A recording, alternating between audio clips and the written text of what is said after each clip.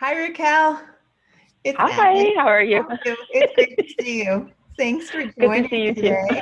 I'm going to put you in gallery view so I can keep an eye on you and we'll have a nice conversation. Thank you so much for being here and having a time to talk with folks about your life in science, your career, your path, and everything else. I always enjoy chatting with you and knowing you. I'm really, really very glad. Um, just as background, I will say that I got to know you. Do you think it's like 2 years ago, 3 years ago or so? I think it's like 2 years ago, Yeah, maybe a little bit more. couple years ago when you were coming through the place where BioBuilder has a learning lab in Cambridge, and we got to talking, and you expressed interest in doing education as well. And so we've been connected through BioBuilder and through that. But I also so value your perspective and all that you bring. You've come in and mentored students in our learning lab regularly. But maybe we can start by just you can say what your current job is now, and then maybe we'll back it up and we'll talk about how you got there. Okay, sure. Well, so first of all, thank you for inviting me to join you today. So I'm really happy to sit and chat and tell you a little bit about myself. So right now I work for a company called VWR. It's also, the real name is Avantor, but I work for the division called VWR. And what VWR is, when you think of a company like Amazon, you go to Amazon and you can buy absolutely anything that you need for whatever you need. So VWR is kind of the same way. It's like the Amazon of the science lab world. So if you need something for the lab, like anything for the lab, you can find it on our website.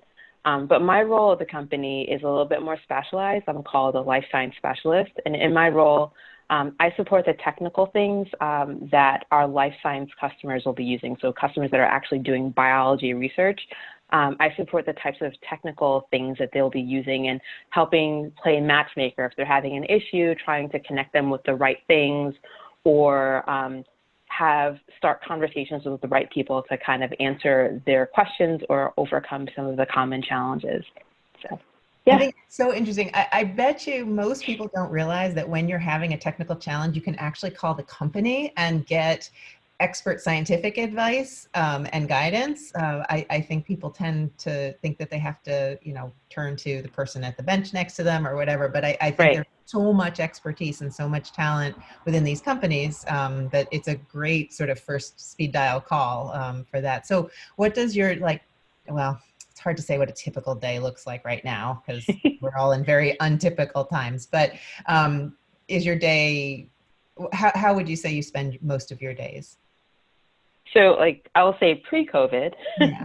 pre-COVID-19, I would spend, I do a lot of traveling. So probably 70% of my time is spent traveling throughout my territory. So I support customers in Maine, New Hampshire, Vermont, and then down into Massachusetts along the shore and into Cambridge and Boston. So there's lots of biotechs in Cambridge and Boston and in Massachusetts in general.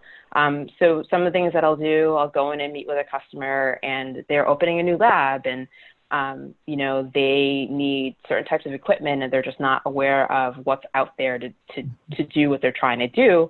So I can help kind of connect the dots and say, oh, I would recommend you consider this one. Or we offer two versions, but I think this one would be better for you based on the type of work that you're doing. So that's one of the things that I do. On the other side, I will meet with customers that are really established and say, for example, they're growing, they're scaling up, and they've been, working with a project like on a smaller scale for a long time, and they want to know how to move to the next step so that they can do their work a little bit more efficiently. So we can talk about how we can transition the stuff that they're doing at the bench now into like a larger format or a bigger scale. And just to do things more efficiently, right? So, the idea is that a customer would set something up or a client would set something up and they could walk away and then come back and a couple hours later, like it's done, that they don't have to sit there and handhold it through every step of the process. Yeah. So that's a typical day, tons of emails, so customers emailing about issues and problems or concerns. And then I work with other teams at the company to kind of help them. So there are folks at my company that have all kinds of they specialize in all kinds of things, different specialties. But because they don't necessarily understand the science, or they don't understand the biology, they will lean on someone like me to kind of connect the dots, so that they understand what a customer or a client is doing, like as a bigger picture. So I'm there to just kind of support the more technical things, through phone, in person, through email. So I mean, there are two things that come out of that explanation of your job that are probably really surprising. One is that it is so interpersonal, right? Like, sometimes people think that if you're in science, you're very isolated, you're on your own. But I think that a job like yours really requires a connection to people, right? Like it's a interpersonal, like you reach out to people, you talk with people, you guide people. So it's not a solitary endeavor, right? By any means. You actually need to like people and be out and working with people. And then the other thing is just the technical expertise that it is required, right? Like if you're going to be going in and talking to a lab that's either just trying to get off the ground or is this, trying to grow, they're seeking your advice. So you're very technically trained as well. So both the fact that it's both, personality, it's a group, it's an outward facing job, right? And also very, very technical. So that seems like a good sort of way to start to back up and say, so like, how did you get there, right? So maybe we'll back way up and ask, like, did you always know you liked science? When did you realize you liked science? And then we'll talk about how you got trained. Yeah, so I mean, I think I've liked science. Science has always been my favorite subject from the point that I knew science was a topic, so probably like first grade.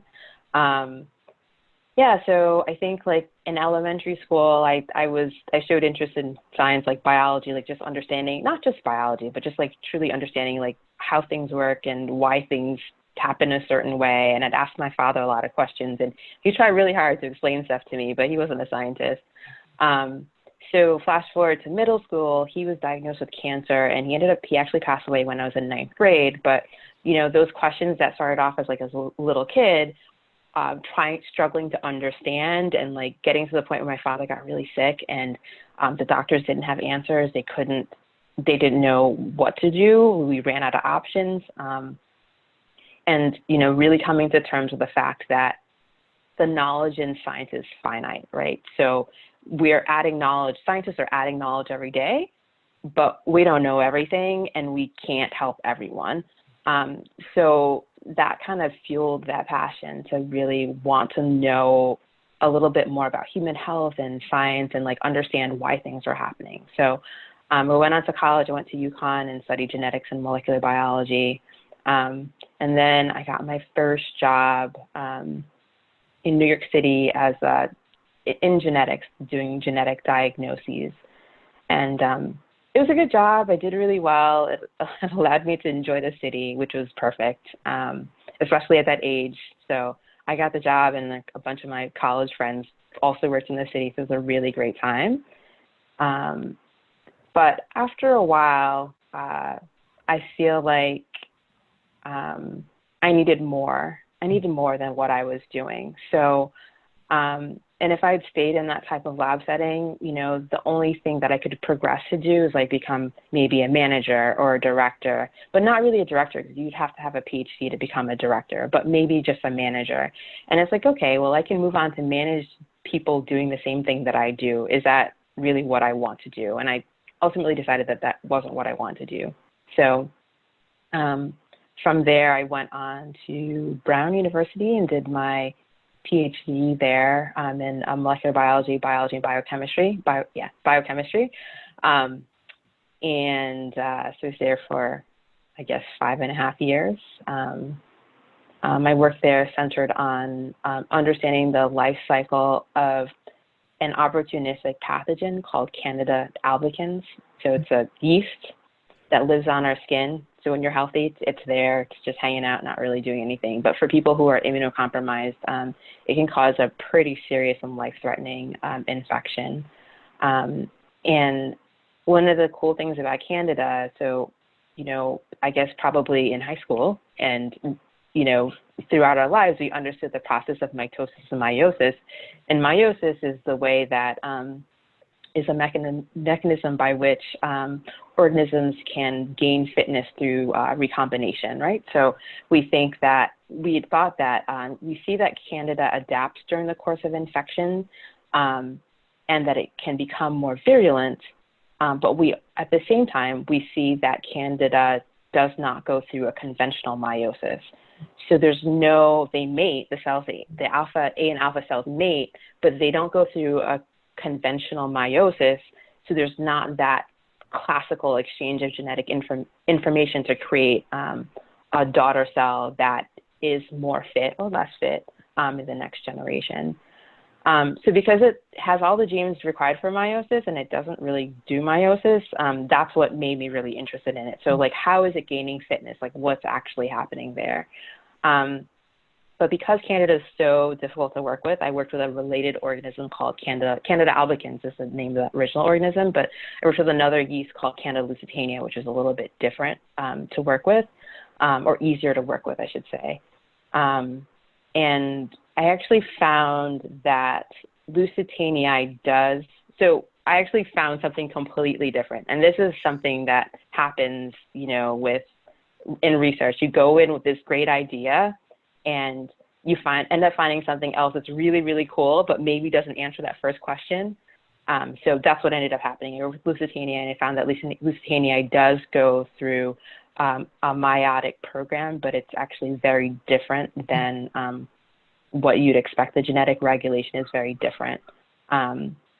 So it seems like Lusitania is doing one thing and Candida albicans is doing something else. And what Candida albicans does, cool, they mate, they're two diploid cells, they mate, they form a tetraploid cell, and instead of going through a conventional meiosis to go back down to their basal diploid state, they just kick chromosomes out one at a time, just kick them out willy-nilly, and to get back down to their basal diploid state. And the way that they gain fitness is by duplicating parts of their chromosomes, keeping an extra copy of a chromosome. That's kind of how they gain fitness, how that organism gains fitness, or one of the ways that it can gain fitness. So that was my graduate work at Brown with Richard Bennett. Yeah, that's amazing. It's so emblematic of how science and PhD work is, right? Like, you go in with one idea, you think, got it, this is a fascinating, and then you're like, oh, but wait, and then but eventually it wraps up. You generate, new data, new information, and that's what you have to do with a PhD. I think it's really interesting also with your career trajectory that, after completing an undergraduate degree with a science degree, you can get a job and you can work in science, but that then to do more discovery-based science, to be sort of driving, the research yourself, that's where the PhD exploration has to happen. And it sounds like you had good experiences all the way through, right? And, learned a lot. I know PhDs are roller coaster rides because, you're trying to learn something new. It means you don't always know how to do it, right? And so I'm sure it has its ups and downs, but that's pretty great. And so maybe I'll ask, along the way, did you have particular mentors or experiences or, things that encouraged you to keep going or change direction? Or I guess you could also say if there were particular things that really discouraged you and that you had to overcome. Yeah, so I think so, like, watching my father. So, okay, when I was a little kid and I'd think of scientists, like, I wouldn't think of someone like me. Like, I wouldn't think of a woman. I wouldn't think of a Black woman. I mean, you don't really see someone like me as a PhD level scientist. Oops. That's okay. It happens. So, I think it kind of matters. And like when I think back to my childhood, the school system that I came up through is not the best school system. We were considered inner city. We had one of the years that I was in high school, there are two high schools in my town. One of them lost accreditation. So like our high schools were not really good. So I had a lot of catching up to do when I got to college. I think I was really lucky though. So like after my father passed away, I had a teacher, a biology teacher. His name was Mr. Hackbarth.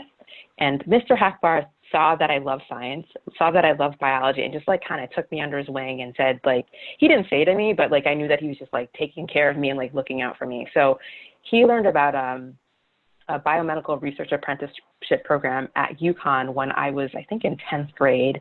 And he thought that it was perfect for me. So he did all of the work behind the scenes to get, like, he asked some of my teachers for letters of recommendation, so I didn't have to do that part.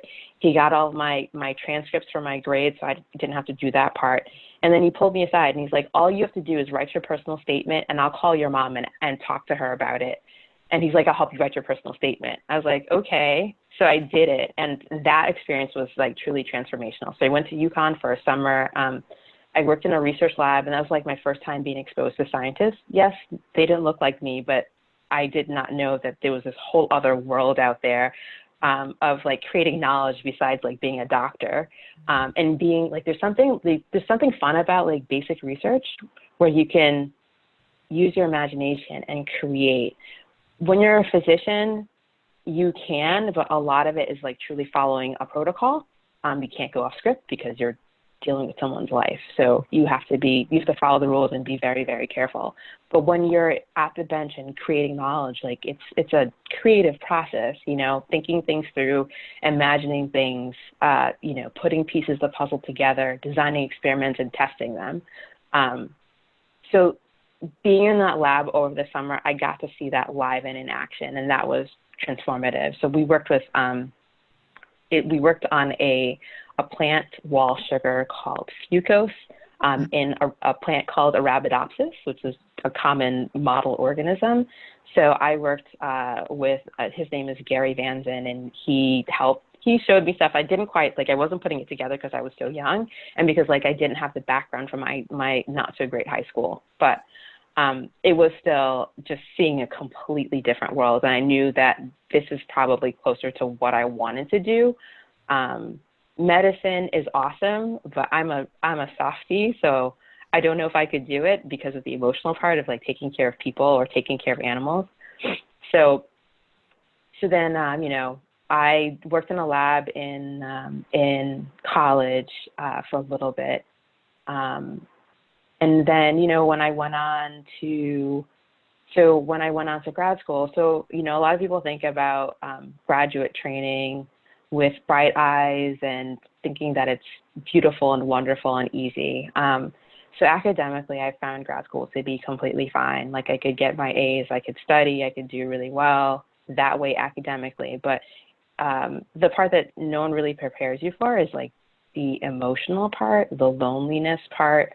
You know, up until this point in my life, like academically, I could study and get an A, and it was like no big deal, right? Like this is just accepted, this is the norm. But when you're doing research and things don't work out and you think them through and you can't overcome those challenges, it's really hard. It's really hard. So it's like facing failure and facing the psychology of repeating and trying things over and over again. So that was probably, so I learned a lot in grad school. I got a lot accomplished, but I also learned a lot about myself. So I left there as a much more confident person, much more feeling like I have a little bit more control over my path and knowing that I'll be able to persevere and like get through challenges. So based on my experiences just growing up as, you know, a child from an inner city school system, and you didn't ask this question, but I'll just talk about it anyways. So I got involved with BioBuilder because, and just I spend a lot of time volunteering whenever I have an opportunity because I think it's important for kids, for young people to be exposed to what's out there. If I hadn't had that opportunity, if Mr. Hackbarth hadn't found the opportunity for me in 10th grade, I don't know when I would have learned about being a scientist. Like, I don't know. It probably wouldn't have happened until I got to college because, you know, in my town, there are a lot of minority folks, but, you know, no one stayed there and like had a career in sciences or anything like that. So I knew that, you know, I had to leave my community to see that. So, yeah. Yeah. So much of what you said is so resonant. I mean, I think the notion of graduate school as a place where just failure is part of the training, and Yeah. to be okay with the idea that you're going to have to go through a lot of things that were wrong in order to get to the thing that was right, and to have the emotional resilience for that is really hard.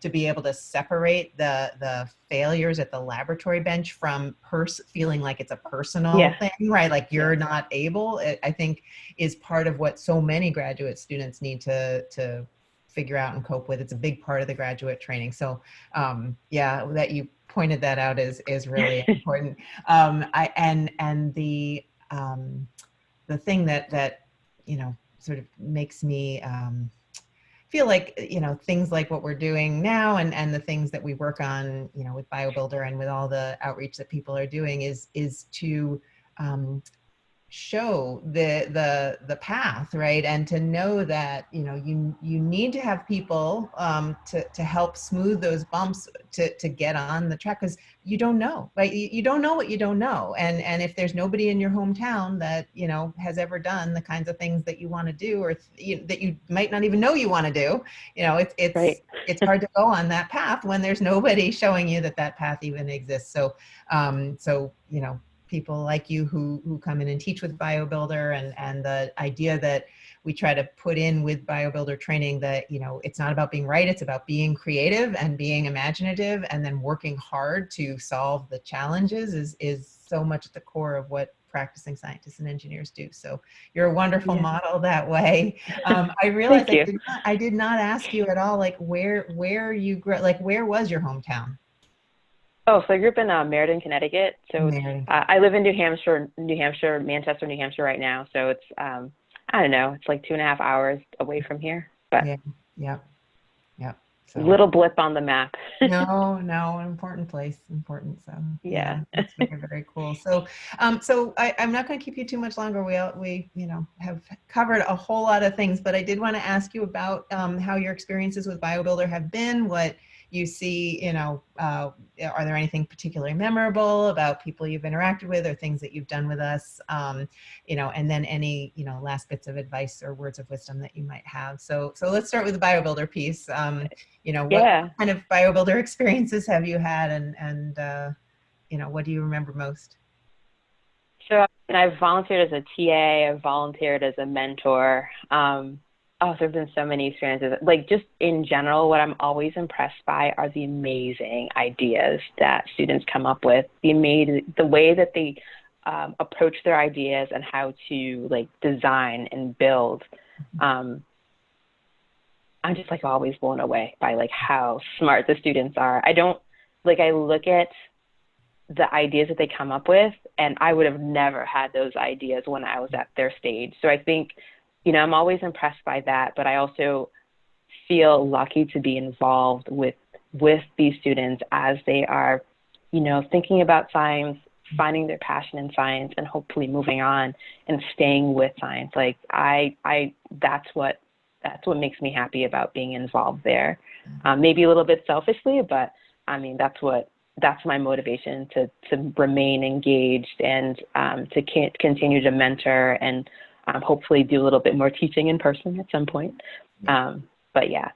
That's great. I mean, I think your story really illustrates that, you know, that there are bumps on this path, and there are times where it gets really, really hard, and you do really need people. You need individuals to be there to say, I'm going to make this easier for you, right? Like your teacher said, I'm going to put everything together. All you need to do is write your statement. I'm going to talk to your mom, right? Like people who will help sort of drop the speed bumps and smooth the, you know, lessen the resistance that people find, or the, you know, the things that might put you off path and stuff like that. So yeah. So are there any sort of like wrap up words that you would like to share, or thoughts that, you know, or hopes? I agree with you. I think the students are amazing. The students have so many great ideas. The future is bright if we can leave it to them. Yeah. So words of advice, like, I guess I think that we oftentimes doubt ourselves and doubt our capacity. And I think that if you work hard and put your mind to it, you can get it done. So if you want to stay in biology, if you want to study synthetic biology or whatever, if you want to go to medical school, like just because there's no one around you that looks like you, or just because it sounds like it's hard doesn't mean that you shouldn't try.